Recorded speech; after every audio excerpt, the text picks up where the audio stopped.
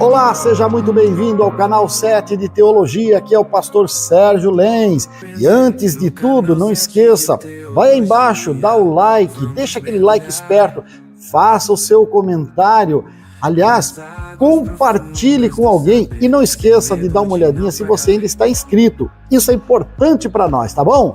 Então, roda a vinheta e vamos começar. Nessa jornada rumo à evolução, 7 de teologia, nosso coração em devoção, em devoção.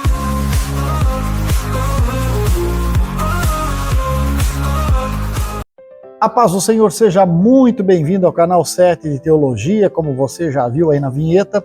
É uma alegria recebê-lo para juntos estudarmos a palavra do Senhor. Eu tenho com muita alegria a honra, o prazer de dizer que hoje estará conosco para trazer a bendita palavra de Deus, meu amigo diácono irmão Adriano, da congregação de Campinas. Seja muito bem-vindo e traga uma palavra do céu aos nossos corações. Nós vamos ao livro de João, no seu capítulo 11. Amém? Meus irmãos, o livro de João, no seu capítulo 11, o verso 35, a qual todos nós chamamos do menor verso da Bíblia, ele diz assim: Jesus chorou. Jesus chorou. E quando nós paramos nesse versículo, e se nós pararmos só nele e analisarmos, Jesus chorou. Mas a pergunta que fica é: por quem Jesus chorou? Muitos diriam por Lázaro, porque isso é a passagem de Lázaro. Porque Lázaro morreu. E Lázaro era amigo de Jesus, assim como Maria e Marta. Mas vocês querem ver como, se a gente for dar um pouco de estudo, a gente vai achar que esse Jesus chorou por Lázaro é controverso? Aí eu convido os irmãos para irmos um pouco antes, no mesmo livro de João, no mesmo capítulo 11, mas no verso 1 a 6. E ele diz assim: havia um homem chamado Lázaro, ele era de Betânia, do povoado de Maria e de sua irmã Marta. E aconteceu que Lázaro ficou doente. Maria, sua irmã, era a mesma que derramara perfume sobre o Senhor e lhe enxugara os pés com os cabelos. Então as irmãs de Lázaro mandaram dizer a Jesus: Senhor, aquele a quem amas está doente. Ao ouvir isso, Jesus disse: essa doença não acabará em morte, é para a glória de Deus, para que o Filho de Deus seja glorificado por meio dela. Então Jesus tinha certeza que Lázaro não morreria. Lázaro morreria, mas ele tinha certeza que Lázaro não ficaria morto. Porque ele fala assim, ó: essa doença não acabará em morte. É para a glória de Deus e para que o Filho de Deus seja glorificado por meio dela. No entanto, quando ouviu falar que Lázaro estava doente, ficou mais 2 dias ainda onde estava. Se ele tivesse tanta preocupação com a morte de Lázaro, sendo que ele amava Lázaro, e que a gente sabe da coerência de Jesus Cristo, ele não ficaria. Ele teria pego o caminho e ido até lá. Tanto é que as irmãs dizem depois: Senhor, se tu estivestes aqui, meu irmão não teria morrido.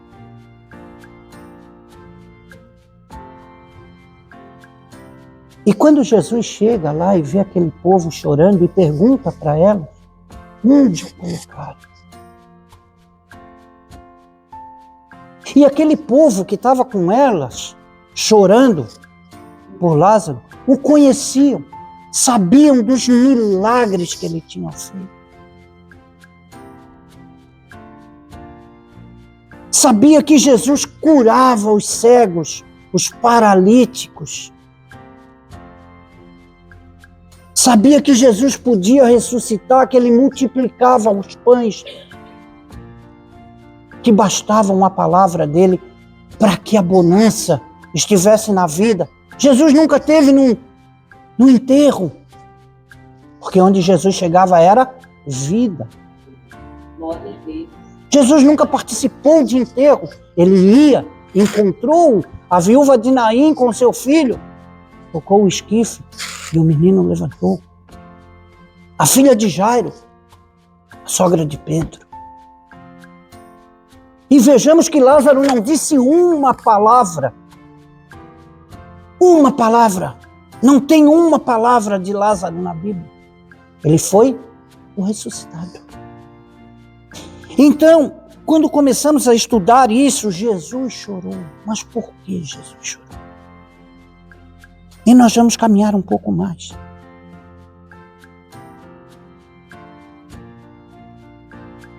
Jesus chora por nós.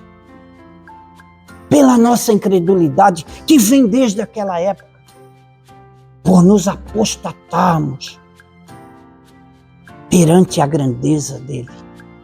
E a nossa fé diminuir. Porque bom seria se nós viéssemos a apresentar a nós mesmos, aquele Jesus que nós apresentamos a outras pessoas quando queremos convencê-los. Quando queremos que eles venham fazer parte do reino. Porque esse Jesus que nós apresentamos é o maravilhoso. Este é o Jesus maravilhoso. Mas quando chega o momento dos nossos problemas, parece que o nosso Jesus se diminui. Não queremos acreditar que o sangue que verteu na cruz é o que salva. É o que redime. É o que nos faz estar de pé todos os dias. Parece que o nosso Jesus é um pouco menor. Não, é a nossa fé. É por essas e outras que Jesus chorou. Porque ele viu aquele povo a qual ele deu a cura, o pão, o peixe, a salvação, que ele ainda adivinha de dar. Mas mesmo assim, o povo o olhava de forma estranha. E querem ver por que o povo olhava de forma estranha? Quando nós vamos lá no livro de Lucas, no seu capítulo 23, do verso 33 ao 35, diz assim, ó: quando chegaram ao lugar chamado Caveira, ou Gólgota, ali o crucificaram com os criminosos, um à sua direita e outro à sua esquerda. Jesus disse: Pai, perdoem, pois não sabem o que estão fazendo. Quando Jesus diz ali, Pai, perdoam, porque não sabem o que estão fazendo, não é pelo ato de crucificação. Porque o ato de crucificação era necessário. Quando Jesus vem à terra, já está escrita a crucificação. Porque se você for lá no livro de Isaías, no capítulo 53, do verso 1 ao 8, ele já prediz que Jesus iria. Se você for lá em Números 21, de 4 a 9, lá está predito que Jesus iria, porque quando o povo reclamou no deserto e apareceu as serpentes, e Jesus disse a Moisés, faz uma serpente de bronze e coloca numa haste que quem for mordido será salvo. Ali ele estava predizendo que Jesus iria, e a serpente que mordia era o pecado, e a serpente de bronze que estava na haste era Jesus Cristo, e quando olhamos para ela e nos colocamos à disposição dele, estamos salvos. Então a crucificação, a qual está aqui em Lucas 23, existiria. Quando ele diz perdoa-os, porque não sabem o que fazem, não é porque estavam o crucificando, ela pela forma a qual não acreditaram no Filho de Deus que estava na terra, que se fez carne, o Verbo se fez carne e habitou entre nós. E nós não o cremos e colocamos a cruz. Mas não fomos nós que crucificamos ele. Não foi Pilatos. Quer dizer, não foi os judeus, não foi Pilatos. Foram os nossos pecados. Ah, mas foi o pecado dos judeus. Não, foi os deles e os nossos que ainda viriam. Porque ele comprou todas as cédulas com o sangue dele. Então Jesus chorou? Chorou pela incredulidade. E nós vamos um pouco mais à frente. E vejam só, diz assim: então eles dividiram as suas roupas. Dividiram as suas vestes, tirando sorte. E vejam só a incredulidade do povo, depois de ter visto tudo o que ele fez. E o povo ficou observando, e as autoridades ridicularizavam. Salvou os outros, diziam. Salva-se a si mesmo, se é o Cristo de Deus, o escolhido. Mesmo com tudo que ele fez perante a humanidade, que era patente aos nossos olhos, que era de nos deixar constrangido todas as obras de Jesus Cristo nas nossas vidas desde aquela época. Ainda assim, eles o escandalizaram, dizendo com a incredulidade da época: se és o Filho de Deus, o Cristo, salvasse a tantos, por que não te salva? Mal sabiam eles que a obra salvífica era necessária. Que o ato haveria de ser consumado, tanto é que a obediência de Cristo, quando ele ainda estava no Getsêmani, ele falou: Senhor, se possível, afasta de mim esse cálice. Mas a obediência dele foi tão maior que ele disse: mas seja feita a tua vontade, não a minha. Naquele momento ele poderia ter dito: não, Pai, paramos por aqui. Esse povo não tem jeito. Mas ele não. Ele disse que seja feita a tua vontade. A tua vontade era que eu viesse e mostrasse para esse povo, no momento que eu me fiz carne junto a eles, é que o ser humano pode ser bom. É que nós podemos viver sem pecado. Podemos ter uma vida ilibada. Mas não. Tanto é que dissermos que não pecamos, fizemos Deus de mentiroso. Porque o pecado habita em nós. Por um homem veio o pecado ao mundo, por um homem saiu o pecado. Saiu o pecado no ponto de o seu sangue lavar. Então, Jesus Cristo chorou, mas foi por Lázaro? Não. Foi pela nossa incredulidade. E aí eu convido os irmãos a irmos um pouco mais à frente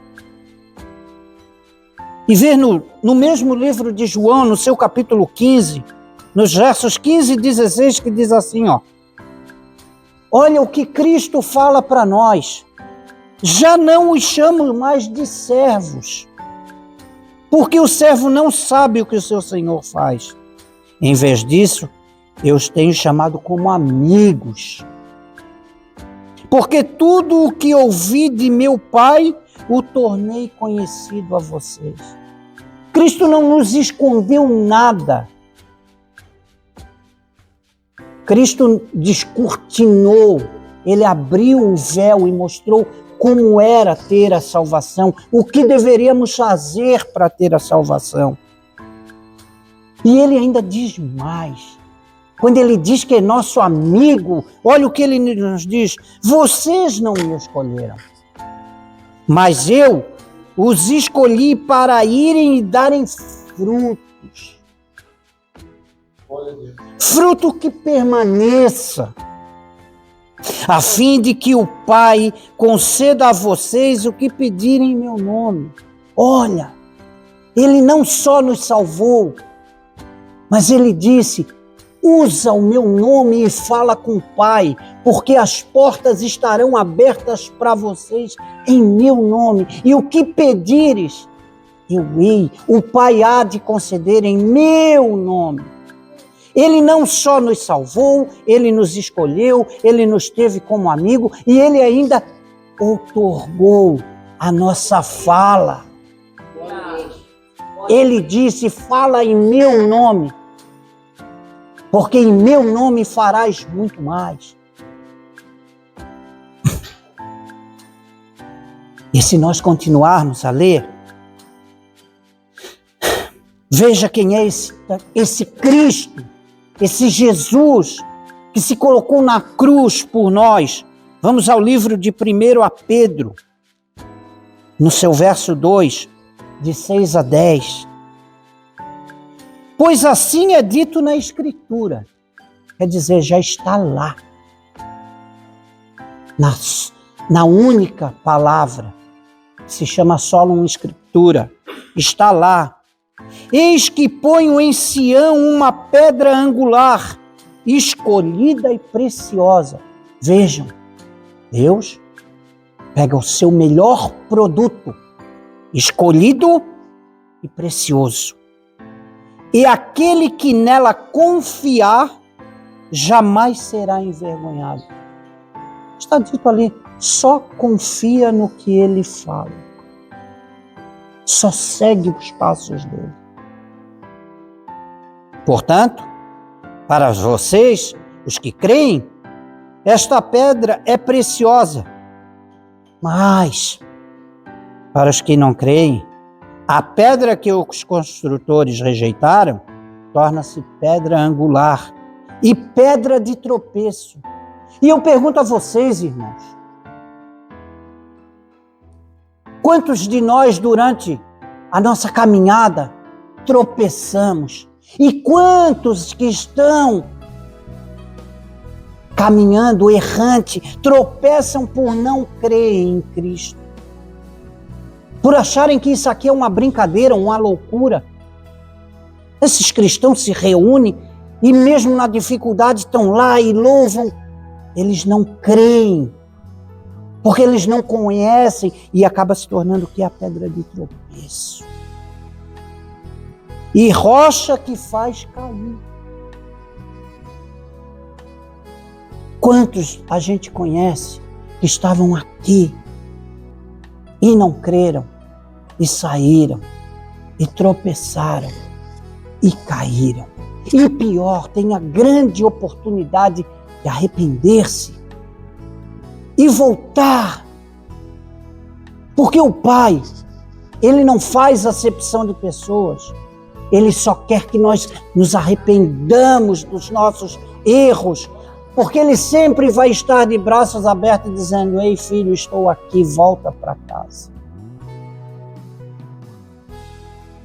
Os que não creem tropeçam porque desobedecem a mensagem, e a mensagem é a palavra de Deus, para os que também foram destinados. Vocês, porém, são... Olha só, aonde é que a gente vai chegar?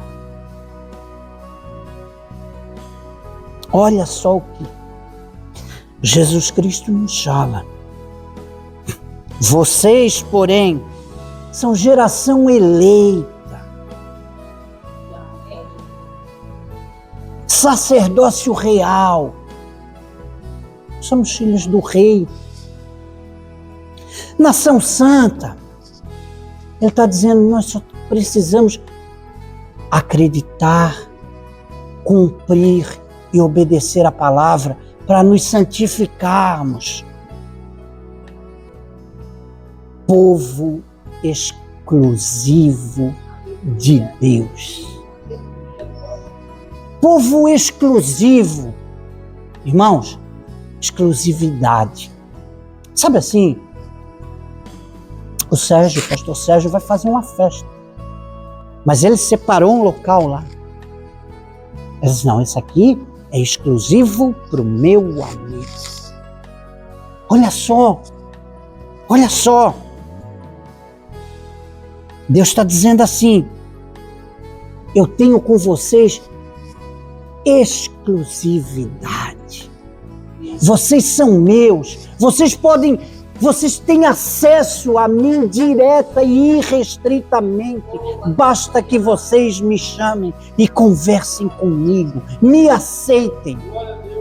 Basta com que vocês olhem e digam, Senhor, eu te recebo, te reconheço, te aceito e te confesso. Nação exclusiva.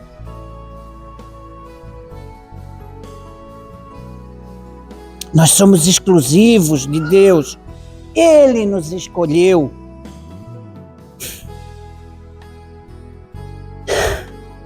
E olha só o que ele diz. Sabe por que eu tenho vocês exclusivo? Porque eu creio em vocês. E olha só como eu posso dizer que eu creio na exclusividade que eu dei a vocês. Sabe por que vocês são povo exclusivo? Para anunciar a grandeza daqueles que o chamou das trevas para a sua maravilhosa luz. Ele disse assim, olha só, esse caminho que vocês estão andando aí, tem muita escuridão, então vocês vão acabar tropeçando. Eu vou trazer vocês para mim e vou botar uma luz para que vocês caminhem. Sabe à noite com essa chuva aí? Eu vou usar esse exemplo agora. Agora à noite, com toda essa chuva que está aí e essa escuridão, se nós formos em qualquer aeroporto, subir numa torre de controle e desligar as luzinhas, não tem avião que pose. Pode ir aqui, ó, no aeroclube aqui, desliga as luzinhas de lado e manda um piloto mais experiente que tiver, diz assim, pousa. Ele vai dizer, não vou pousar não. Sabe o que Deus está dizendo para nós? Pode alinhar teu avião na pista que as luzes sou eu. Põe no chão que eu garanto. Para que nós venhamos a entender isso. Ele nos tirou das trevas e acendeu a luz da pista e diz, é aqui, pode ir, é reto. É reto e vai chegar na cruz, na salvação. Porque a salvação é cruz. A salvação não é prosperidade. Até porque nada que temos aqui nós vamos levar. E para onde vamos é muito melhor. Muitos brigam por dinheiro, por posses aqui. Vai levar o quê? Se conseguir levar a salvação, glória a Deus, eu quero levar minha salvação. E eu vou morar num outro lugar.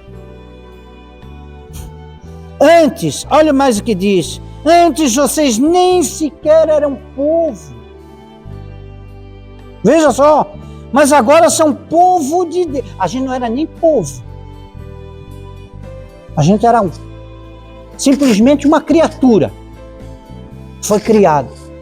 Mas ele chamou e disse, você é meu povo. Mas agora são povo de Deus. Olha só, não haviam recebido misericórdia.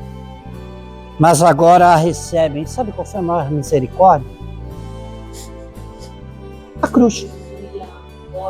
A cruz. A cruz que ele veio a aceitar por nós. A cruz que ele veio aceitar por nós. E quando a gente começa a analisar isso, eu quero ver se eu tenho aqui.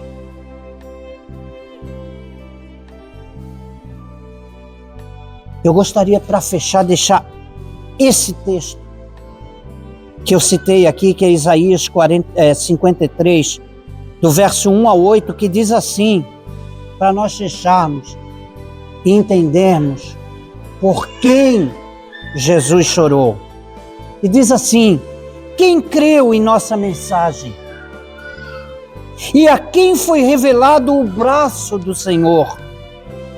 Ele cresceu diante dele como um broto tenro e como uma raiz saída de uma terra seca. Ele não tinha qualquer beleza ou majestade que nos atraísse. Nada havia em sua aparência para que o desejássemos. Foi desprezado e rejeitado pelos homens. Um homem de dores, experimentado no sofrimento, como alguém de quem os homens escondem o rosto. Foi desprezado. E nós não tínhamos em estima. Certamente, ele tomou sobre si nossas enfermidades e sobre si levou as nossas doenças. Contudo, nós o consideramos castigado por Deus afligido e atingido. Mas ele foi transpassado por nossas transgressões. Foi esmagado por causa de nossas iniquidades.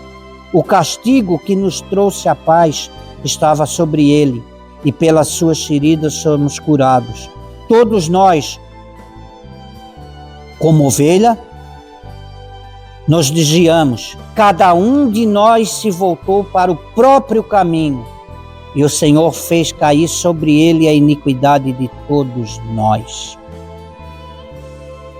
Quer dizer, Isaías aqui estava dizendo que ele vinha, mas já estava predizendo o que aconteceria.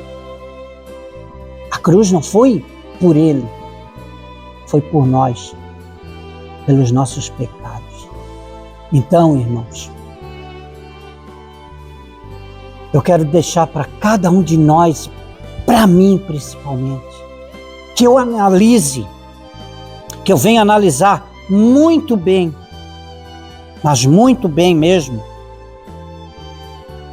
o livro de João, no seu capítulo 11, e um pequeno verso 35.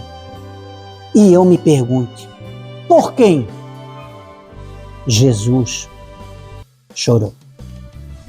Muito obrigado, irmão Adriano. Que palavra do céu.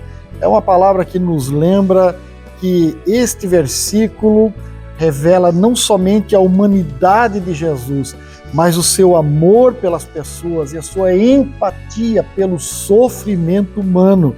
E, claro, não somente nos lembra isso, mas também aponta para a verdade de que a ressurreição de Lázaro nos lembra que nós seremos ressurretos e teremos a vida eterna com o nosso Deus.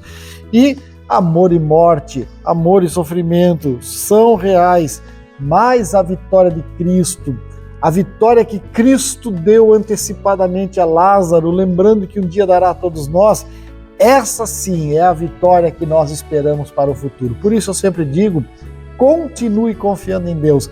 Afinal de contas, Ele ainda é o maior, o melhor e o mais fiel companheiro. Fique com Deus, um forte abraço, até o próximo vídeo.